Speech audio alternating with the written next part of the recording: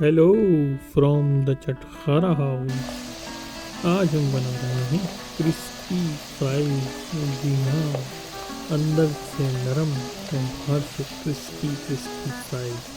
तो शुरू करते हैं। क्रिस्पी फ्राइज बनाने के लिए सबसे पहले आपको आलू लेने हैं अच्छे वाले।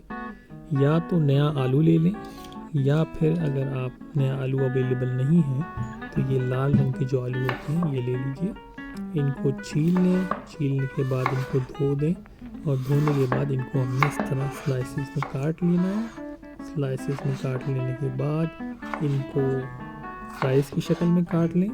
कोशिश करें एक जैसी थिकनेस की सारी फ्राइज़ हों, एक जैसी तकरीबन थिकनेस है इनकी। अच्छा, अभी हमने इनको बॉईल करना है। एक बाउल में पानी ले लें, इसमें थोड़ा सा नमक डालें, तकरीबन 1 चम्मच। और जब पानी अच्छी तरह बॉईल होने लगे तो इसमें फ्राइज़ डाल दें। फ्राइज़ को हमने तकरीबन 4 से 5 मिनट तक बॉईल करना है। थोड़ी सी सख्त है, ये इस तरह टूट गया, ये रेडी है। इनको ड्रेन आउट कर लें। ड्रेन करने के बाद इनको पानी इनका निकालने के बाद इनको खुश्क कर लें इनको, और ठंडा होने दें बिल्कुल। जब फ्राइज़ ठंडे हो जाएं तो हम जो है ऑयल गरम करेंगे। ऑयल जब अच्छी तरह गर्म हो जाए, इस तरह देखिए, तो इनको हमने ऑयल में डाल देना है।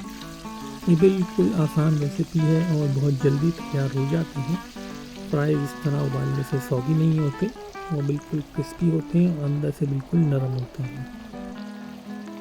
गरम ऑयल में तकरीबन 4 से 5 मिनट बाद ये ख़ुद ब खुद ही ऊपर आ जाएंगे और जो है इनके बबल्स कम हो जाएंगे। ये देखिए तकरीबन रेडी हो गए हैं। इनको थोड़ा कलर देने के लिए और फ्राई करेंगे।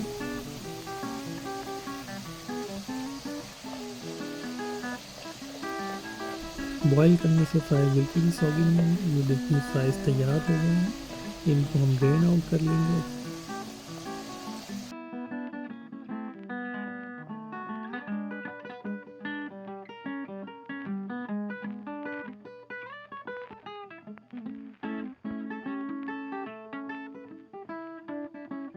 ये फ्राइज, ये देखिए आवाज़ सुनेंगी, ये हमारे फ्राइज बिल्कुल क्रिस्पी फ्राइज रेडी है। इनको आप अपनी मर्ज़ी से सीजनिंग कर लें। चिकन पाउडर डाल दें, नमक डाल दें, चाहे तो चाट मसाला डाल दें, या चिली सॉस और केचप और मायोनीज़ भी डाल सकते हैं। खूब खाएं और एंजॉय करें।